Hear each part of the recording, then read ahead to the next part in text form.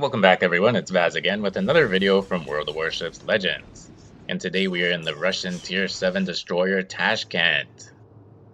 And we have ourselves a Tier 6-7 game of domination on the Sea of Fortune map.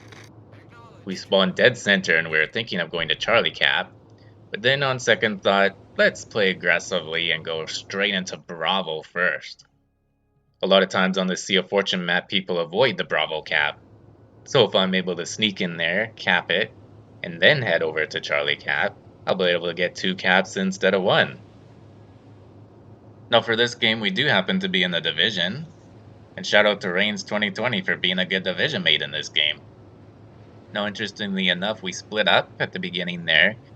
He heads over towards the Alpha Cap direction, and we actually don't meet up with him again until near the end of the game.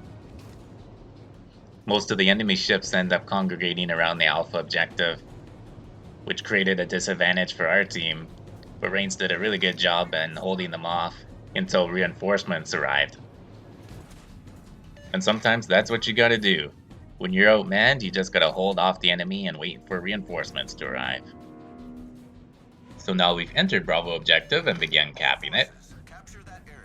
And just like we had hoped, there aren't any other destroyers nearby.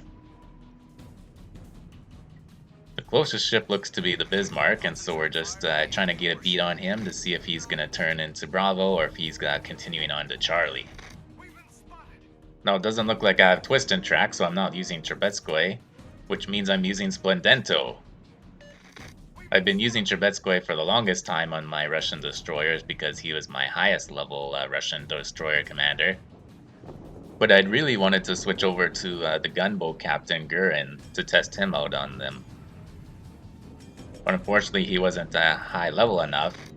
And then once I got Splendendo way back in October during the Halloween event, Rest and Rumble.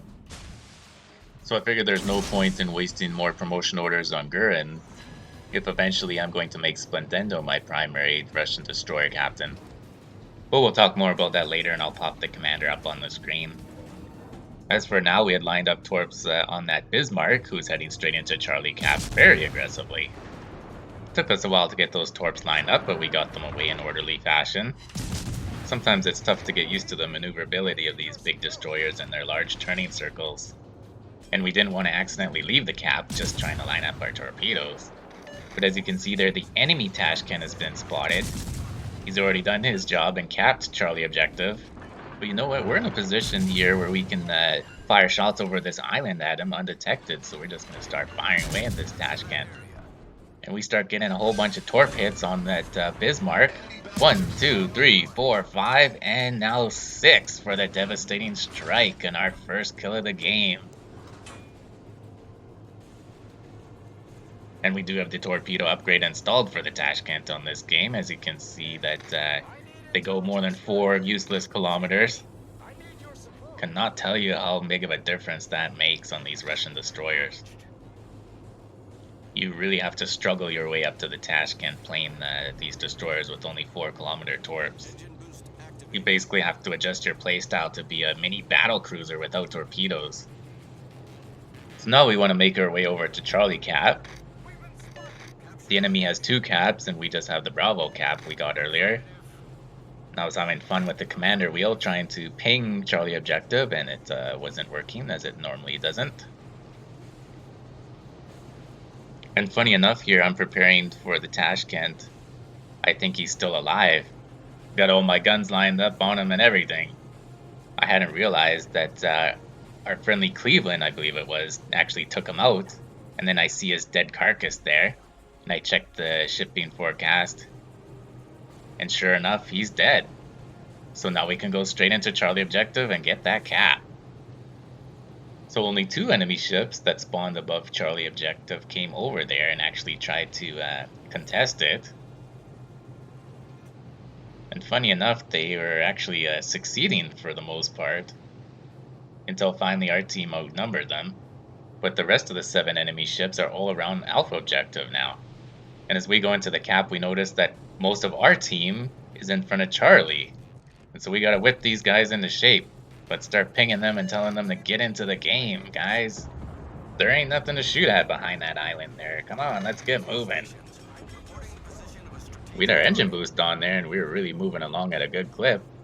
And while we were distracted by pinging our teammates there, we almost leave the cap. Oh shit, that was like by millimeters. Oh, that would have sure been embarrassing, wouldn't it? It was all that stupid Commander Wheel's fault anyways, not properly doing what we wanted. It's always being a jerk.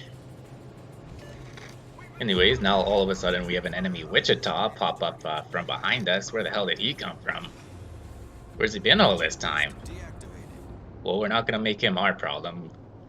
We'll leave him for the rest of our teammates. There's 4 of them there. They can handle him, right? And as for right now, our next task is going to be supporting our teammates over by the Alpha objective and hopefully flipping that cap.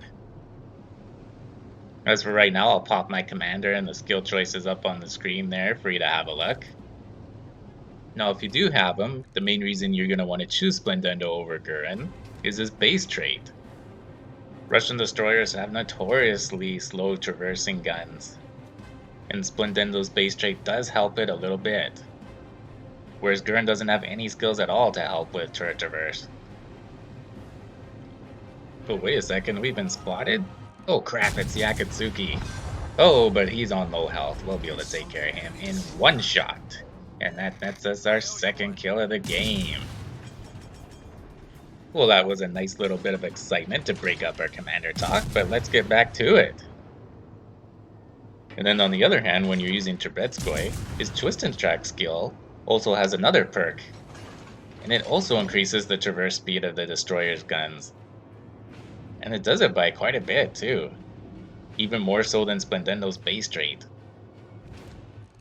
Now the Tashkent's turret traverse speed is quite a bit better than the other destroyers along the line, but it is still pretty bad, so you're going to want to use a commander to try and improve that no matter who you choose. And I suppose if you were to sum it up, the reason you're choosing Splendento over Trebetskoy is because of that third skill, Glass Cannon, which can really improve your gun accuracy. And a couple of his other skills also improve survivability, which is why I like to use him over Trebetskoy. Well, that's enough about that, so let's get back to the gameplay here. As we came around that island, almost into Alpha objective there, we got spotted by a Nagato. And since there was really nowhere else for us to go but straight ahead, we slammed the brakes, popped our smoke, and launched a few torps to try and chase them away. We received some incoming fire from a couple of other ships to the south of the cap. And while we were out of our smoke there for a second, we took a few shots of that Nagato.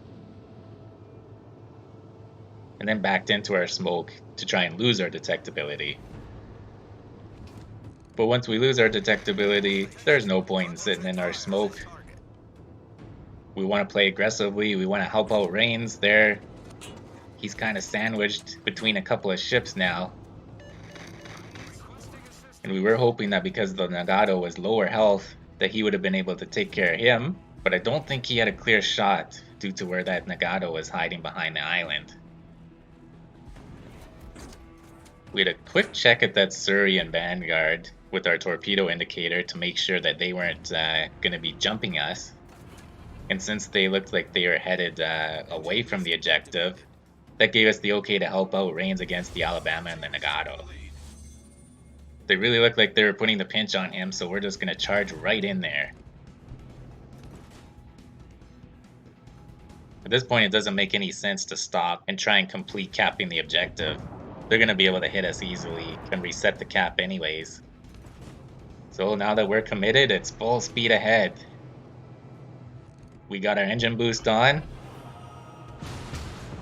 And then Alabama's taking a good bit of our health. The Nagato got a couple of hits on us there. But that's not going to deter us from our mission. In fact, you know what, Nagato? Here, have some torps. But just one launcher, that's all you deserve. The rest is for the Alabama. The Alabama got one more shot against us, but it's not enough to save him. We unload the rest of our torpedoes into him, using the widespread to make sure that we don't run into any damage saturation. He does have that really nice torpedo belt after all. And we got 5 hits on him, and down he goes, netting us our 3rd kill of the game. I could have swore those torps on the Nagato were looking pretty good there. There we go, 2 torp hits on the Nagato, netting us our 4th kill of the game. One of our teammates mops up the Surrey, and that's the end of the match. A nice little exciting finish in the Tashkent.